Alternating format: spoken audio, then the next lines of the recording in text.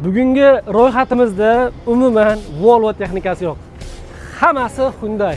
Qirg'izistonlik akalarga bitta savol bilan murojaat qilmoqchiman. Faqat Hyundai narsalar borki, Volvo desa, bizga Hyundai beringlar desizlar. Hyundai kompaniyasini faqat ishlab chiqargan texnikasi Qirg'izistonga qarab ketyapti akalar. Volvodan ham bosinglar. Xo'p, bugungi sanamizda bizda O'zbekistonga ketayotgan texnikalar 145 talik, Qirg'iziston Bishkekka 210 talik, Toshkentga, O'zbekistonga xo'p 145 talik Qirg'iziston Bishkekka, bu 145 ham Qirg'izistonga ketyapti ekan va yangi 65 plus texnikamiz Hyundai.